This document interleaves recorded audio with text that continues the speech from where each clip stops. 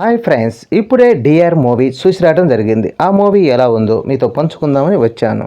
అసలు కథ విషయానికి వస్తే, అర్జున్ అనగా జీవి ప్రకాష్ టీవీ ఛానల్లో న్యూస్ లీడర్గా పనిచేస్తూ ఉంటాడు.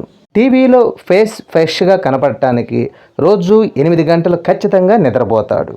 కానీ అతనికి ఏ చిన్న శబ్దం వినపడినా మెలకువ వచ్చేస్తుంది. అలాంటి వ్యక్తికి దీపిక అనగా ఐశ్వర్య రాజేష్తో పెళ్లి జరుగుతుంది. దీపిక నిద్రపోతే భయంకరంగా గురక పెడుతుంది. కొన్ని రోజులు అర్జున్కి తన భార్య గురకతో చాలా భారంగా గడిచింది.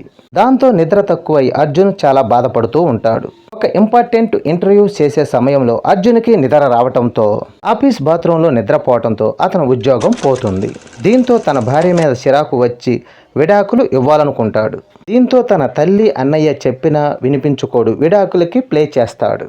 అదే సమయంలో దీపిక ప్రెగ్నెంట్ అని తెలుస్తుంది. మరి అర్జున్ తన భార్య గురకతో ఎన్ని బాధలు పడ్డాడు, విడాకులు వచ్చాయా లేవా, లేదా కలిసిపోయారా, ఈ మధ్యలో అర్జున్ తండ్రి కథ ఏమిటి, ఈ విషయాలన్నీ తెలుసుకోవాలంటే మూవీ చూడాల్సిందే.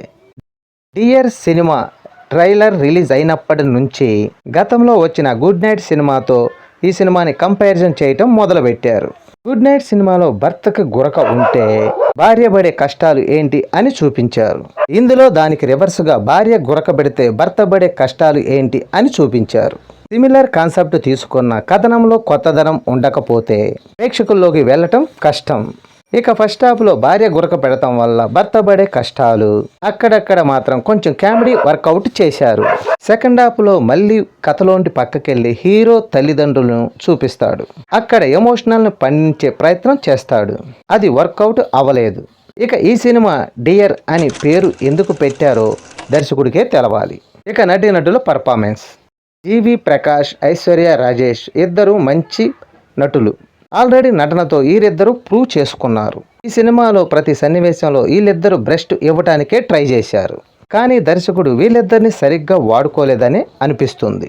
తల్లి పాత్రలో రోహిణి మెప్పించిందనే చెప్పొచ్చు. హీరో అన్నగా కాశీ వెంకట్ ఓకే అనిపించాడు. ఇక మిగతా నటీనటులు పర్వాలేదనిపించారు. ఇక సాంకేతిక విభాగానికి వస్తే సినిమాటోగ్రఫీ, విజువల్స్ బాగున్నాయి. ఈ సినిమాకి జీవి ప్రకాష్ సంగీతం అందించారు.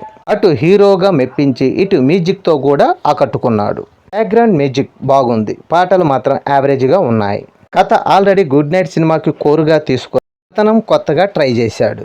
ఇక నిర్మాణ విలువలు సినిమా స్థాయికి తగ్గట్లుగానే ఉన్నాయి. నన్నడితే ఈ సినిమా వీలుంటే ఒకసారి ట్రై చేయండి. ఈ వీడియో నచ్చితే లైక్ చేయండి, షేర్ చేయండి, ప్లీజ్ సబ్స్క్రైబ్ చేయండి.